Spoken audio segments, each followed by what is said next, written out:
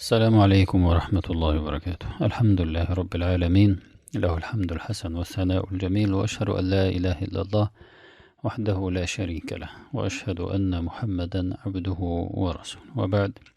الفضل بن ربيع يقول: حج أمير المؤمنين هارون فقال لي: ويحك، قد حك في صدري شيء فانظر لي رجلا أسأله. يعني بيقول له: أنا في صدري حصل حاجة، يعني زي قسوة، زي غفلة.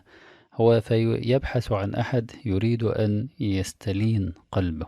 فقلت: ها هنا سفيان بن عيينة. فقال: امضي بنا إليه.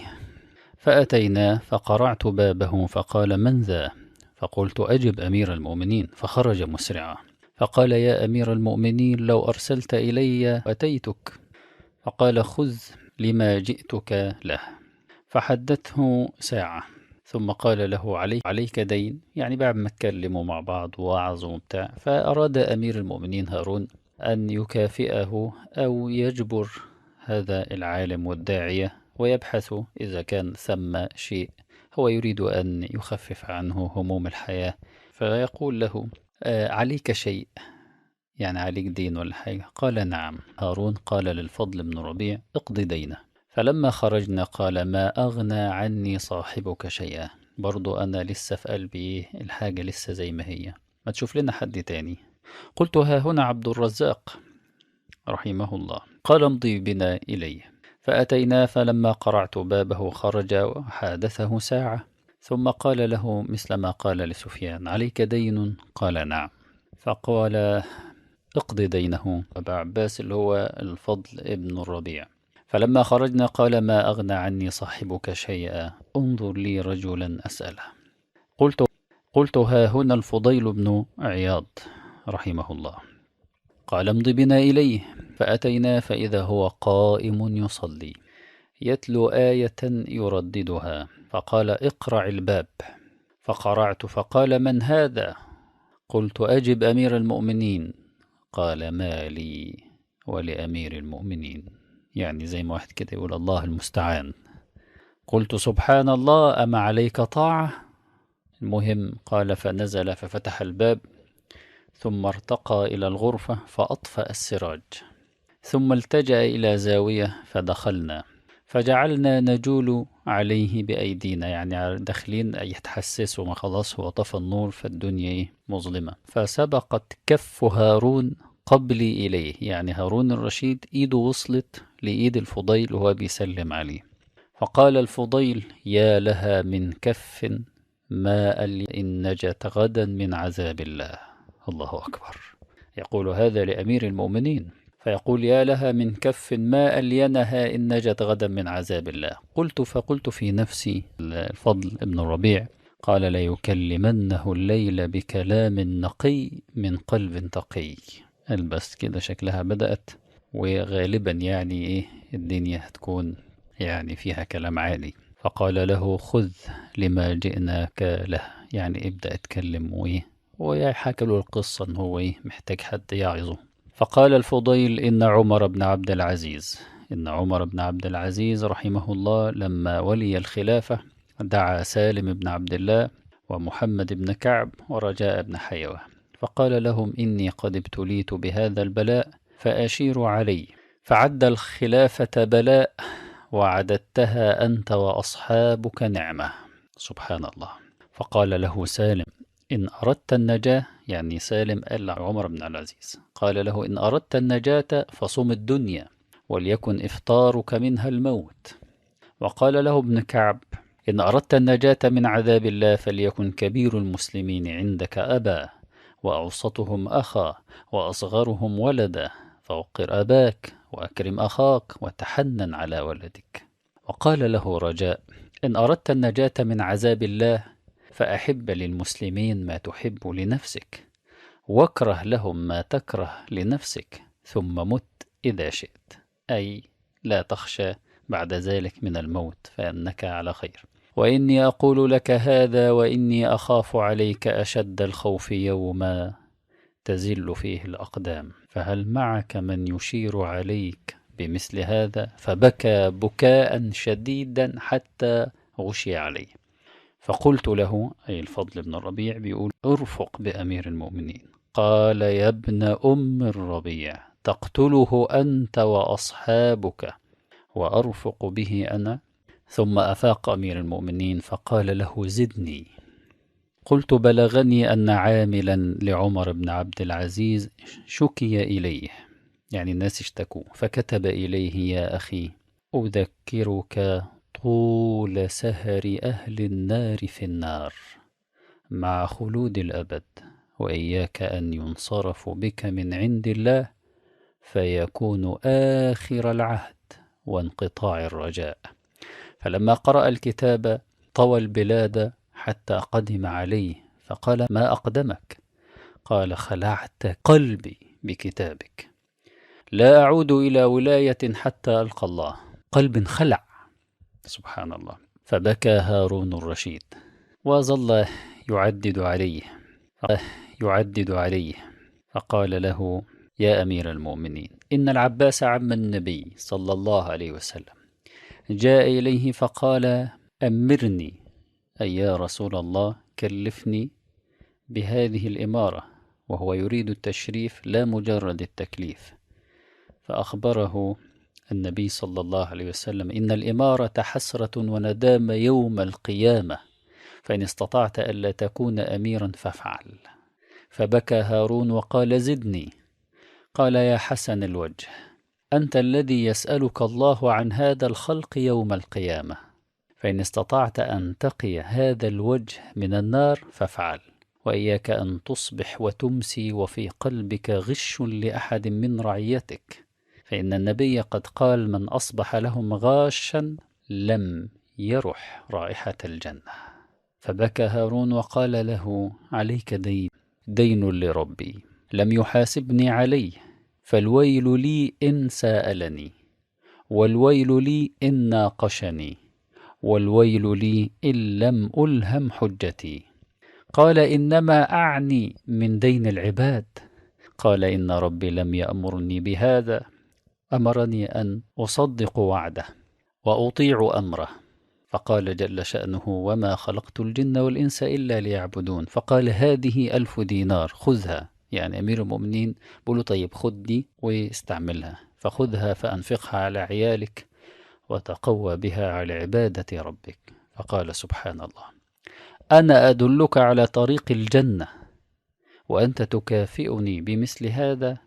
سلمك الله ووفقك. ثم صمت فلم يكلمنا. الفضل بيقول إن الفضيل سكت وما عادش بيتكلم معنا. فخرجنا فقال هارون: أبا عباس، إذا دني فدلني على مثل هذا، هذا سيد المسلمين. الله أكبر، الله أكبر، هذا سيد المسلمين. انظروا سبحان الله، هذه الوصية رغم أن هي شديدة اللهجة لكنها معبرة. لأن الحسن لما جم في يوم من الأيام واحد قال له أن هناك من يخوفنا، يقولوا في ناس كل شوية تيجي تدينا دروس وتكلمنا عن حاجات بتخوفنا. فقال: يا بني، إن من يخوفك حتى يأتيك الأمن خير ممن يؤمنك حتى يأتيك الخوف. يعني استشعر كده، في واحد عنده امتحان، واحد يجي يقول لزميله في الجامعة أو الكلية، يقول له: إيه يا عم ما تركز، كده كده مفيش امتحان. فقاعد أمال إيه؟ يعني يحقر ويخفف ويقلل شأن الاختبار، ويقول له: لا لا، الدكتور ده رحيم وانت عارف، وكده كده الامتحانات بتتسرب والأمور خلصانة وبتاع والكلام ده. فقاعد يضحك عليه يضحك عليه يضحك عليه، أو هو غافل فلم ينتبه، لم يدرك الحقيقة، حقيقة واضحة. فإيه اللي يحصل؟ يجي وقت الاختبار يندهش ويصدم. فالحسن بيقول له: اللي يخوفك إلى أن يأتيك الأمان خير. وقبله قال النبي صلى الله عليه وسلم فيما يرويه عن ربه في الحديث القدسي: وعزتي وجلالي لا أجمع على عبدي خوفين وأمنين، فمن خافني في الدنيا أمنته يوم القيامة. الله أكبر، من خافني في الدنيا، لأن من خاف أدلج، اللي بيخاف بيتحرك، اللي بيخاف بيجري، اللي بيخاف بيسرع. سبحان الله. في هذه السلسلة إن شاء الله وهذه الدروس سنتكلم فيها بإذن الله عن النهاية والبداية، هنتكلم عن الأمور الغيبية التي ستنتقل إلى شهادة. هنتكلم إن شاء الله عن رحلة الخلود. هنتكلم عن نهاية العالم وعلامات الساعة الصغرى والكبرى، بعضها طبعا لا يستطيع المقام إن احنا نفصل كثيرا. ونتكلم عن بداية الرحيل، وطبعا أنا ممكن أغادر قبل أن أرى هذه العلامات، ولذلك سأبدأ برحلة الخلود وأختم بعلامات الساعة على غير المعتاد. وسبحان الله، النبي صلى الله عليه وسلم لم يكن يجد فرصة إلا ويذكر أصحابه بالدار الآخرة. ولذلك الله سبحانه وتعالى لما ميز الأنبياء قال إن أخلصناهم بخالصة ذكر الدار. كان عندهم حاجة عالية قوي خلتهم من المصطفين الأخيار. إيه هي الحاجة العالية دي؟ إن كان عندهم خالصة، عندهم خصلة كده، إيه هي؟ ذكر الدار الآخرة. كانوا يذكرون الدار الآخرة ويذكرون غيرهم بالدار الآخرة.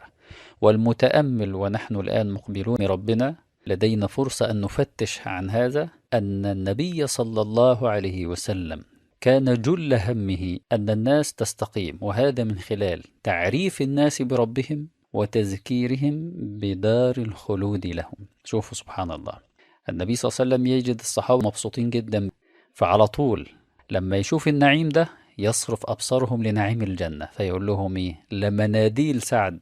سعد ده كان مات، ابن معاذ رضي الله عنه كان مات في الوقت ده، فبيقول لهم ده المناديل. والمناديل دي الشيء اللي بيلقى، يعني بيقول لك إيه؟ يقول لهم لا، ده ما تنشغلوش بالكلام ده. الحلة اللي عجباكوا قوي ديت بتاعة الإيه؟ أمير الروم. لمناديل سعد في الجنة خير من إيه؟ من هذه. ويقول لموضع صوت أحدكم في الجنة خير من الدنيا. سبحان الله. الإنسان لما يمسك عصاية ويرميها، تاخد قد إيه العصاية ديت من الحجم الأرض، من المساحة؟ تاخد إيه يعني؟ من النبي صلى الله عليه وسلم بيقول موضع إيه يعني؟ من النبي صلى الله عليه وسلم بيقول موضع الصوت ده لو ليك في الجنة الحتة دي بس خير لك من الدنيا وما فيها. سبحان الله. لكن الشاهد كان صلى الله عليه وسلم دائما يربط لهم، يخبرهم ويثير اهتمامهم بما أعد الله لهم في الجنة. فيقول لهم إيه؟ إن الله سبحانه وتعالى يقول أعددت لهم ما لا عين رأت ولا أذن سمعت ولا خطر على قلب بشر. سبحان الله. ويقول لهم إذا اشتهى المؤمن الولد في الجنة فيكون حمله ووضعه وسنه في ساعة كما يشتهي. واحد يقول له يا رسول الله هو في الجنة فيه خيل، والتاني يقول له هي في الجنة فيها إبل، ويكلمهم عن التفاصيل. تفاصيل أول زمرة هتدخل الجنة شكلها عاملة إزاي، سنهم، قلوبهم، لسانهم، صورتهم، شكلهم. هيخشوا أول ناس هتدخل عاملين إزاي. طب يا رسول الله الأبواب، مسافة الأبواب، سعة الأبواب، الأرض شكلها إيه، الأنهار. طب الأبواب دي متى تفتح، وأعداد الناس الأبواب دي متى تفتح، وأعداد الناس اللي هتخش. سبحان الله. يحكي لهم كل التفاصيل. وعلى الايه، على النقيض وعلى العكس أيضا يحكي صلى الله عليه وسلم التفاصيل الناحية التانية، تفاصيل ذكر النار. وأسهب الوحي كتابا وسنة في ذكر النار ليس لمجرد التخويف، ولكن هناك معنى فيه رأفة وفيه رحمة، ألا وهو أن هذه النار التي ذكرتها لكم وقبحتها لكم وخوفتكم، كأن القرآن يقول لنا هذه دار لا تليق بك، أنت عندنا لك شأن كبير، ويحذركم الله نفسه والله رؤوف. الله أكبر.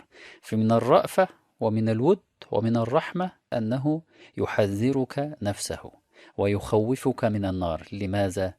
يقول لك هذه دار لا تليق بك، فينبغي أن تهرول مما يؤدي بك إليها. عافانا الله وإياكم منها. بطبيعته بيحب يعرف المستقبل اليقيني، لأن أنا عندي مستقبل ظني ومستقبل يقيني.